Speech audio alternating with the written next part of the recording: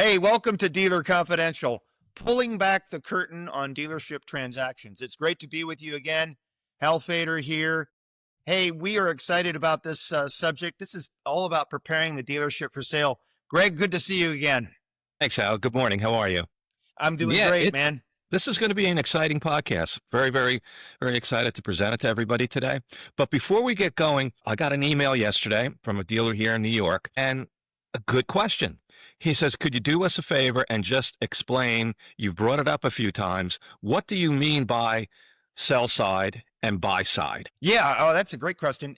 Look, there could be two brokers involved in a transaction, one representing the seller or sell side, and one representing the buyer or buy side. Greg and I are both transaction brokers. We could represent both. We have fiduciary responsibility to both parties. But depending on the situation, a buyer might be already represented in the marketplace. And if I've got a sell side listing, then I'll work with that broker. But if that buyer doesn't happen to have a broker, then I'm able to represent again both sides because I have a fiduciary responsibility to both sides. The seller may be paying me, but in order to sell something, I got to help somebody buy it. So Right, and that's where I jump in on the buy side, because my specialty, and Hal's mentioned, we're both licensed brokers, so we do transactions. That's our responsibility, fiduciary responsibility. But on the buy side, I represent dealers who want to purchase, as whether it's a dealership, property, whatever related to an automotive franchise or OEM. But in addition to that, we work with other brokers in the sense that, again, because we're both buy and sell, we're able to contact brokers to talk about what's available out there. If you come to us and say, hey, I'm interested in a dealership in Virginia, can you help me out? We're able to talk to other brokers because we are really pretty much down the middle, right? How we represent the dealer and we represent the seller, and we could talk to other brokers because we're all working together to resolve and get the dealer either the best purchase price or the best selling price or the best buying price. So that's what we mean by buy side, sell side. Hal specializes in the sale of the properties and the franchise. I specialize in the buying of the franchise and the properties. yeah, but in any case, Greg, we put the client's interest first. That's important to remember. Client over commission every time. And we figured out that when we help somebody, we don't have to worry about getting paid. Right. And the other thing is that if you're even thinking about dealing with other brokers or other realtors, that's fine. But Hal and I are car guys. We've been in the car business for over 40 years, each of us, both on the OEM side, on the retail side, and manufacturing, on the broker side. We are car guys. We understand what it's like living every day as a car dealer. And we understand what it takes and what it doesn't take. So we're a little bit different than the brokers that are out there. So I hope that explains what we do and how we could help you and your family either buy a dealership or sell a dealership. And today we're going to move on with getting that dealership ready for the sale. I mean, it's just not sweeping the floors and mopping up and putting a little paint on the sign outside. It's a lot more than that. And Hal's going to start us out with this. Yeah, I know. No question. In fact, statistics will show, depending on what sources you read, 75 to 85% of dealers don't do exit preparation before they list the business. And that really puts them at a disadvantage at the closing table. We'll get into some of the areas that you really need to focus on. In fact, I got 10 things I want to bring to your attention this morning. The first, absolutely like fundamental, make sure the dealership's making money, right? You're going to get a lot better result. You're going to get a lot better sales proceeds when the dealership is making money. If it's not making money, then you need to fix it before you list it. Very important. I can't tell you that the results will be a lot more favorable when we can do a multiple of cash flow. We're going to get into how to price a dealership in a future podcast, but essentially that multiple of cash flow, the goodwill, the intangible value, is calculated off of that adjusted cash flow. And we'll get into all that in a future broadcast. Question though, Al, because dealers have asked me this in the past. How and when should they start the process? because what you just talked about is not okay, I'll fix my financial statement from last month. It's nothing like that. No, no, What no. what's your time frame on that? Yeah, it's a 2 to 3 year walk. You really want to have at least 2 tax years under your belt with favorable results. Because remember, not only are we going to be talking to buyers, we're going to be talking to banks. And banks like to see a history and a track record of profitable growth. So at least two, ideally three, but at least 2 years of tax returns with positive numbers on the bottom line. What do you think is the biggest problematic area that a dealer has in his financial statement? Well, they're not clean and they're inconsistencies, or the P&L statement that I get doesn't reconcile with the tax return, right? So all of those, that's number two, Greg. You've kind of led me into financial housekeeping, making sure that the numbers sync, that they're clean, that they're defendable, that you have legitimate add backs. We'll talk about add backs. It's not just about net profit, it's about a recasted financial statement. So there's some things like interest expense, not floor plan interest expense, loan expense. You can't add back floor plan interest expense. Depreciation is a legitimate add back. Owner's salary is a legitimate add back. There's some other discretionary items that we can add back. Make sure that you are looking at those things as you clean up the financial statements. Hopefully you don't have to clean them up because they're already clean, but don't go to market with inconsistent or missing data on the financial statement. And I think what I've found, Hal, and I think probably you have too, is that dealers almost treat their dealerships like a candy store, as crazy as that sounds. They use that dealership to pay for almost everything. I've seen some things that are just incredible, including their husbands or wives' shopping sprees, their American Express card to Italy. Some of these are legit, but I think the main thing when Hal and I go into a dealer and we start talking to him is we look at that financial statement and we say, is this a viable actual bill relating to your dealership? I don't want to see that salary from your other dealership 2 miles away, and you're paying the managers out of this profitable store, which now becomes unprofitable because you just took out a couple of $100,000 in salaries that shouldn't be on that statement. So I think the first thing we have to explain to these dealers that this is not something that you could just arbitrarily throw bills in, expect to get paid out, because it's going to show up at the end. Yeah, due diligence is going to reveal all this. It's the difference between conveying value, which is very easy to convey value, but you also have to demonstrate value. And it's harder to demonstrate value when your financials are not clean. Next one. So let's get into it. Financial statement, profitability, results, a clean financial statement. 3 is working capital. If you've got too many parts, get the parts in order. Whatever's frozen, whatever asset's frozen, liquidate it. Get it at the right level so that there won't be questions about dead assets that are not turning. If you need to do an independent appraisal of your parts, or you're concerned about your fixed equipment, you can always, for a little money up front, you can save a lot of money when you get in to negotiate by having the broker pull out an independent assessment. Even a business valuation is great forethought in terms of going to sale, because it helps rationalize your asking price when you have some of this stuff nailed down, like parts, equipment, even the overall enterprise. So working capital is an important area. I'll move on. Management team.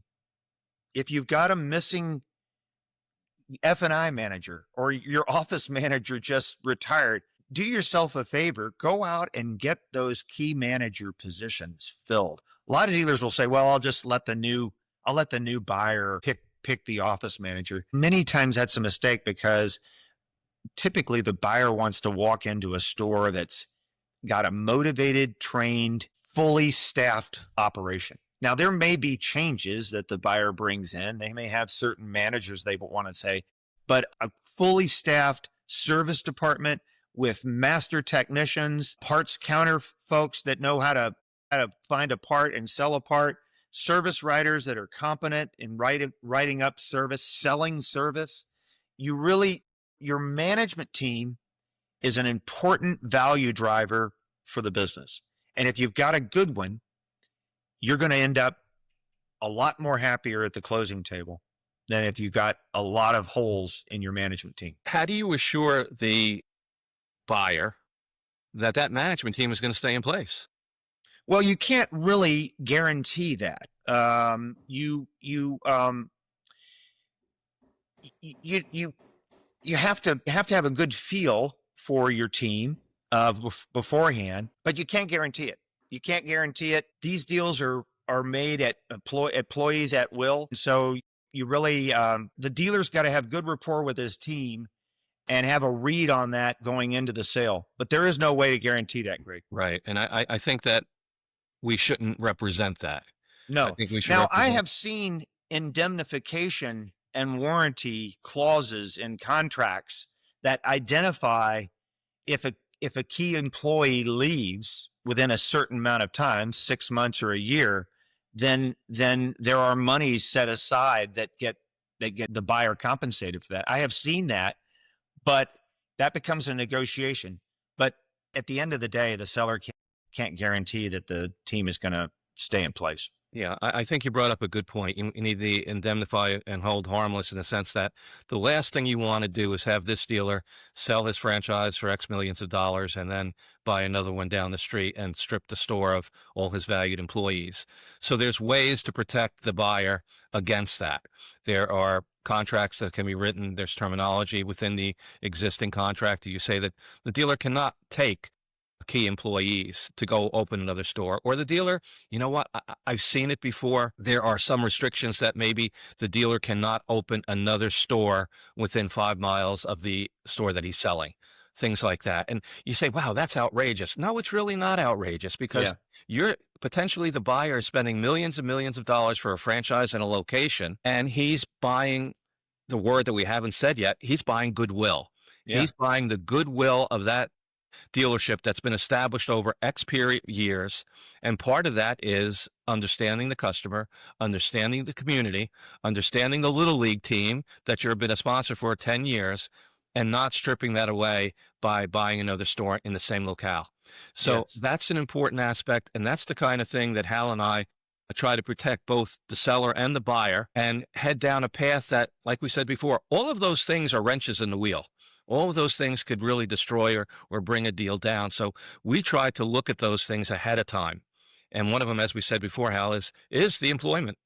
Yeah. Look at the employees. Yeah, absolutely. Corporate housekeeping is another one. So reviewing your corporate structure, your policy guidelines, updating your employee handbook, if you've got one. Sometimes those things get written, they're great, and then they're 15, 20 years old when you go to sell the place. If there's any regulatory issues, any legal issues, had deals with outstanding legal cases in process, it's always sticky when you have to do that. So if you can settle those things or get those off the plate, it's just a lot cleaner, a lot smoother process when you're in due diligence and you say there's no legal issues. There's no outstanding legal issues, right? I know today we're not going to get into it, but it's part of valuing the dealership. And you just mentioned it before. Do I do certain tests on the property? Do I do EPA or environmental issues? Do I do that? And when do I do that? So that's all part of today's discussion, because we're trying to get the dealership ready for a sale. So I can't tell you, and how you've done the same thing. Hundreds of people, the first thing they say when they look at the piece of property, 2 words or 3 words, is it clean? Yeah. Car dealerships, especially ones that have been around for, 50, 60 years, going through father, son, the whole 50 yards, they are sometimes loaded with problems concerning environmental issues. Yeah. And a buyer is totally able and should be demanding to see this environmental impact study on that piece of property if he's going to buy the property. If he's going to lease the property, there are almost as many obligations to the new leaseor as it is to the holder of the property. So yeah, even if it's leased, you're going to want a clean environmental, because you don't want the owner of the property coming back after you've used it and saying, hey, you're the one that made it dirty, right? So every deal will have a phase 1 attached to it. The bank's going to require it because the bank's taking security in the real estate. The buyer typically pays for the phase one, but as Greg said, if you know as a seller that you've got an underground tank that you haven't dealt with in 30 years, it's better to remove it, get the EPA write-up that it's been removed, get it filed so that when they go back and do a phase one in 3 months or 4 months when you're selling the store, you're clean. I had a dealer that store was 100 years old, and the dad, I was talking to the son about selling it. The dad had actually had the foresight to have a tank removed. He had the tank removed, and he had the paperwork in his top left-hand drawer that proved that the tank was removed, and the issue went away, immediately. So that's an important part of this. Tax planning is another issue. I mean, there's an old saying, it's not what you sell it for, it's what you take home, right? So do some pro forma upfront sales proceeds analysis with your CPA. Greg and I know guys that do this. You may have one that already, but war game the outcome of the sale before you get into the sale. And then you'll know what your tax consequences are, and you know what your take home pay will be. Deal team. Again, I just mentioned tax advisor, but legal, there could be a wealth advisor that's planning, could be the office manager that has all the inside information on the due diligence things. All of those people need to be identified up front, working with the broker and having an alignment of goals around each of their individual specialties. Okay. Everybody's got a point of view on the sale. The client is in the center, but the broker is quarterbacking the deal and working with all those professionals to make sure that the outcome is exactly what you want at the end. That brings up an interesting point, because I'm always asked, don't worry, we'll take care of that, Al. I'm always asked, is there a key person at the dealership that I could talk to if I cannot get in touch with the dealer? And Hal and I ask that question to the dealers all the time. Is there an accountant type of person? Is the office manager someone that you've taken into confidence that they know that you're selling the place? Because it becomes very important for a buying dealer to get answers to questions in a timely fashion. He has to. And if he doesn't get that, then he becomes a little susceptible to, hey, maybe this is not right. It's been 3 days and no one's gotten back to me yet. So the things that Hal and I ask of the selling dealer is, if you're unavailable, if you're traveling, if you're at one of your other stores and you're away and you're at a dealer meeting or whatever, is there a contact in the store that we could go to? And it's usually the office manager or an accountant type of person who could answer some key questions. And that's really, really important to keep the flow of the sale going. The last thing you want to do is have a roadblock. The last thing you want to do is have the buyer step back and say, wait a minute, I'm not getting the answers to the questions that I need. My accountant or my lawyer said this. Yeah. That's very, very important. And we make sure that we have a key person, a contact person for you. Yep. 3 last things, Greg. Facility is really important. A big value driver of all these stores. Sometimes the real estate is more valuable than the business. Make sure the facility is in pristine shape. If there's something that needs to be maintained, if there's paint, if there's a door that is creaking, if the carpet's, ripped, get it replaced. If the furniture is not in a good working order, first impressions matter. And facility is a big part of a dealership sale. So treat your real estate like your business and make sure it's in good working order. The landscaping is neat and tidy. The roof in the service department, the bucket that you have there to catch the rain, that's not there. Okay. When we're walking through the dealership, we're not going to walk around that bucket. Okay. With the rainwater. So the roof's going to be fixed, and we're going to be able to say this facility is in great shape. Even better if it meets the OEM image compliance guidelines. Now that's another subject that we'll get into when we talk about OEM approval, but image compliance is a big selling point when the dealership facility meets those And again, glad you brought that up. And again, that's a whole nother podcast, but just as a teaser, some of these VI virtual identity programs by the manufacturers cost millions of dollars. They involve rehabbing the building, new signage, all kinds of stuff like that. And it's a new image. That needs to be top and center when you discuss the property or anything, because even if you lease the property and continue to lease the property, the buyer is going to be liable for the visual identity program of the OEM. So if it has not been done yet and done in the past year or two, manufacturers tend to change things on a consistent basis. They want change, different signs, different this, different that. So part of what we talk about is, has the visual identity program been completed? Has the manufacturer signed off on it? And number two, if it hasn't completed, manufacturer, give us a ballpark as to what it's going to cost to do Schedule A, which is a medium-sized dealership. Is it going to cost $1 million, $2 million, $3 million? And then we have to factor that into the buy side of the deal. Okay, so we're going to get into that. That's a whole nother podcast right now. No, absolutely. Yeah, facility is a lot of tails to facility. The next couple areas are personal. You need to have a position, or at least think about the transition of the dealership. Do you want to be involved in the transition? It's hard sometimes to go from 120 miles an hour, working 60, 70 hours a week to being 100% retired. So have a position on that as a seller, because it might be something that we can negotiate with the buyer, depending on your goals, and facilitate an orderly and effective and successful transition. The other thing that I'll mention about transition is the non-compete. Okay. The seller is going to have to sign a non-compete, because this is one of those you can't have your cake and eat it too arguments. The seller will definitely have to sign some level of geographic and time-bound non-compete, and probably a non-hire, non-solicitation. So the buyer doesn't want the seller to sell the dealership and then open up a used car lot across the street and bring 7 of his managers over and run the used car lot, right?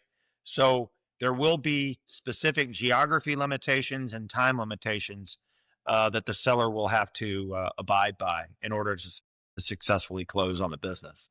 Excellent. Okay, Hal, we got about 5 minutes left. Let's see if we could summarize with your last point. And then I have a few more questions from some of the dealer friends that maybe we could answer as well. Just the last one is, thinking about what you want to do post-closing. I've had a lot of sellers that are a little lost for about 6 months because they really don't have a plan post-closing. So it's just something to think about in terms of preparation. You've worked hard on the business. You've got legacy motivation. You've found the right buyer. The facility looks great. You get the price. And then the day after closing, you're walking around the house with your head down, wondering what happened and did you make the right decision? It's a stressful post-close mindset. So take the time up front to think about what post-closing looks like. Plan a trip. Go see the grandkids. Have something that you want to do. And for some, it's easy. This is easy, but for others, it's not. So I just encourage, it's a big decision. It's a fairly lengthy and challenging process. There will be obstacles that your broker will have to navigate with you and for you, but give some thought to what it looks like the day after closing. Excellent. Just part of your preparation. And what I always ask the selling dealer is, have you gone through and asked all the questions to your family? Are you sure that your son and daughter do not want to take over the store? Are you sure that a relative isn't in line to be next in line because the grandfather told him he could take over the store in 10 years or whatever? Make sure all that's cleaned up. Because as Hal just said, day after, all of a sudden, you don't need to have your son or daughter come to you and say, why did you sell it? I wanted to get into that business. That's the kiss of death for a dealer. And it's just not worth it. Make sure it's done ahead of time. Talk to everybody. Assure that this is the right thing to do. And then move on and get it done. Yeah. Last question we have, and we'll finish this up, is one of my dealers asked, he has seen in contracts before, what is FF&E when you're getting your dealership ready for sale. What does FF&E mean? And is that a factor in the purchase and or sale of that property? Yeah, it's one of the key value drivers. It's furniture, fixtures, and equipment, FFE. And it would be things like computers. It would be shop equipment, diagnostic equipment, wheel alignment machines, lifts, anything like that. The furniture, the TVs, anything that falls into the, it's not real estate and it's not people. It's the equipment that you use to run the business.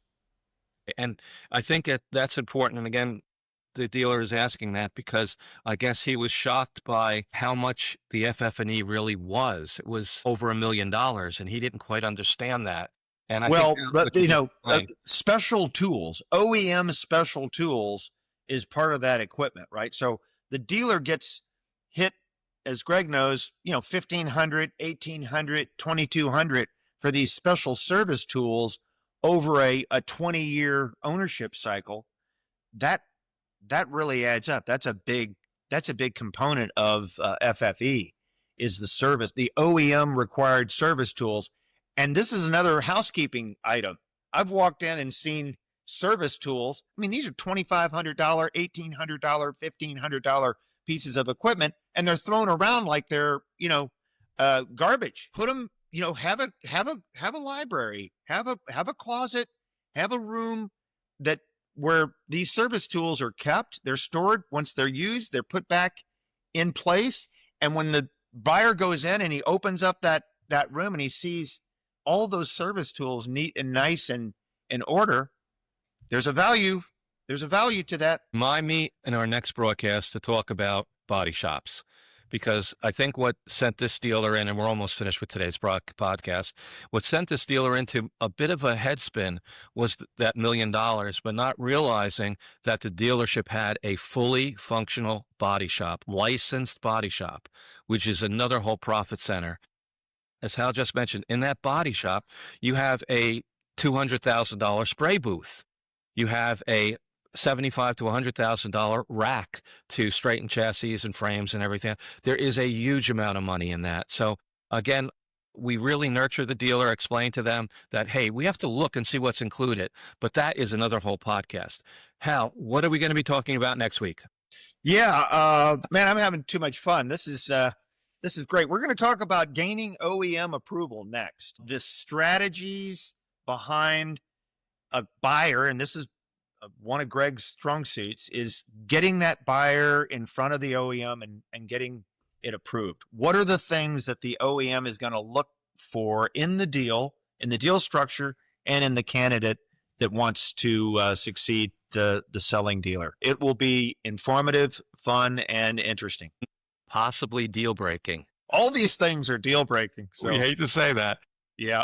The OEM approval is probably the most important aspect of what we're going to be talking about in all of these podcasts.